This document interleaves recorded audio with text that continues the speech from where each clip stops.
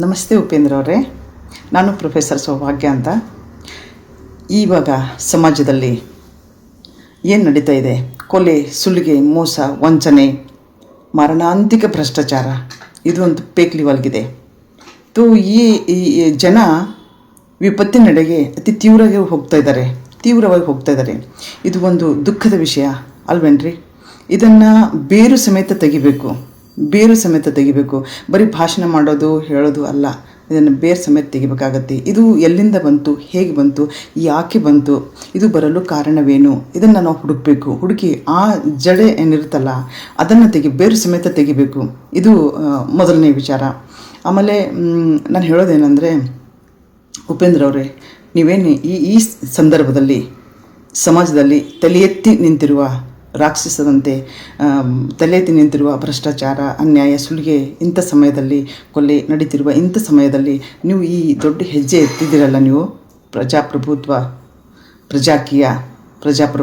ಪ್ರಜಾಕೀಯ ಏನು ನೀವು ಇದು ಸ್ಥಾಪನೆ ಮಾಡಿದ್ದೀರಲ್ಲ, ಸರಾಹನೀಯ, ನಿಜವಾಗ್ಲೂ ಸರಾಹನೀಯ. ಏಕೆಂದರೆ ನನಗನ್ಸುತ್ತೆ, ನನ್ನ ಪ್ರಕಾರ 11ನೇ ಶತಮಾನದಲ್ಲಿ ಮಹಾತ್ಮ ಬಸವಣ್ಣನವರು ಇದೇ ಥರ ಕ್ರಾಂತಿಕಾರಿ ಹೆಜ್ಜೆಯನ್ನಿಟ್ಟಿದ್ದು. ಅವಾಗೂ ಕೂಡ ಜಾತಿ ಭೇದ, ಬಡವರು ಶ್ರೀಮಂತರು ತಲೆ ಎತ್ತಿ ನಿಂತಿತ್ತು. ಅಂಥ ಸಮಯದಲ್ಲಿ ಅವರು ಅಂಥ ಕ್ರಾಂತಿಕಾರಿ ಎತ್ತಿದ್ರಲ್ಲ, ಅದು ಬಹಳ ದೊಡ್ಡದು.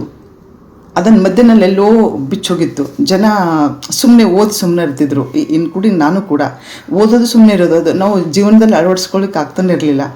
ಇವಾಗ ಬಸವಣ್ಣನವರೇ ಒಂದು ಉಪೇಂದ್ರನ ಅವತಾರದಲ್ಲಿ ಬಂದಿದ್ದಾರೆ. ಬಸವಣ್ಣನವರೇ ಮತ್ತೊಂದು ಜನ್ಮ ತಾಳಿದ್ದಾರೆ, ಅದು ಉಪೇಂದ್ರನ ರೂಪದಲ್ಲಿ.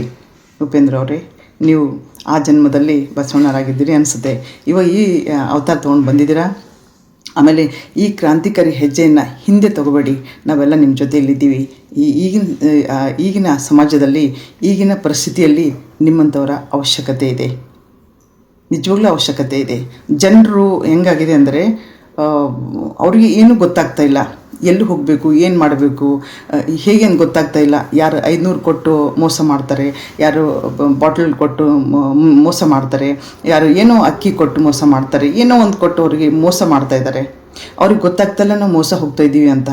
ನಮ್ಮ ಮುಂದಿನ ಪೀಳಿಗೆಗಳಿಗೆ ಏನಾಗುತ್ತೆ ಅಂತ ಅವ್ರಿಗೆ ಅದನ್ನು ಅರ್ಥ ಆಗ್ತಾಯಿಲ್ಲ.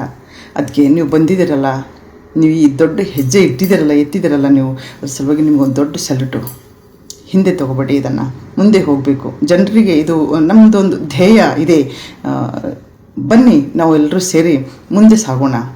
ಇದು ನಮ್ಮ ಜೀವನ, ನಮ್ಮ ನಿಯಮ, ನಮ್ಮದೇ ಆದಂಥ ಒಂದು ಜೀವನದ ಶೈಲಿ ಇರಲಿ ಅಲ್ವಾ?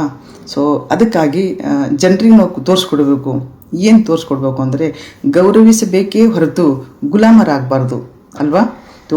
ಇದು ನಮ್ಮಲ್ಲಿರಬೇಕು, ಜನರ ಹತ್ರ ಇರಬೇಕು. ಅವರೇನು ಗುಲಾಮಗಿರಿಯಲ್ಲಿ ಅವ್ರಿಗೆ ಅಭ್ಯಾಸ ಆಗಿಬಿಟ್ಟಿದೆ, ರೂಢಿ ಆಗಿಬಿಟ್ಟಿದೆ ಗುಲಾಮಗಿರಿ ಮಾಡೋದು. ಏನೋ ಒಂದು ಸ್ವಲ್ಪ ಹಾಕ್ತಾರಲ್ಲ, ಅದನ್ನು ಫ್ರೀ ಅವ್ರಿಗೆ ಅಭ್ಯಾಸ ಆಗಿಬಿಟ್ಟಿದೆ. ಸೊ ಆ ಅಭ್ಯಾಸನ ತೆಗೆಸ್ಬೇಕು, ಅವ್ರ ತಲೆಯನ್ನು ತೆಗೆಸ್ಬೇಕು, ವಿಚಾರ ಬದಲಾಯಿಸಬೇಕು. ಆಗಲೇ ಎಲ್ಲ ಸರಿ ಹೋಗೋದು. ಉಪೇಂದ್ರ ಅವರೇ, ನಿಮಗೆ ನನ್ನ ದೊಡ್ಡ ಸಲ್ಯೂಟ್. ಈ ಕ್ರಾಂತಿಕಾರಿ ಹೆಜ್ಜೆ ಎತ್ತಿದ್ದಕ್ಕೆ ತುಂಬ ಒಳ್ಳೆ ವಿಚಾರಗಳಿವೆ. ಬಸವಣ್ಣನವರೇ, ಸಾಕ್ಷಾತ್ ಬಸವಣ್ಣನವರಂತಲೇ ನಾನು ನೀವು ಕಾಣ್ತಾ ಇದ್ದೀರಾ. ದಯವಿಟ್ಟು ಹೀಗೆ ಮುಂದುವರಿಸೋಣ, ಎಲ್ಲರೂ ಸೇರಿ ಮುಂದೆ ಸಾಗೋಣ, ಇದನ್ನು ಬೆಳೆಸೋಣ, ಉಳಿಸೋಣ. ನಮಸ್ಕಾರ. ಪ್ರಜೆಗಳಿಂದ ಪ್ರಜಾಕೀಯ, ಪ್ರಜೆಗಳಿಗಾಗಿ ಪ್ರಜಾಕೀಯ, ಪ್ರಜೆಗಳಿಗೋಸ್ಕರ ಪ್ರಜಾಕೀಯ, ಮಟ್ಟ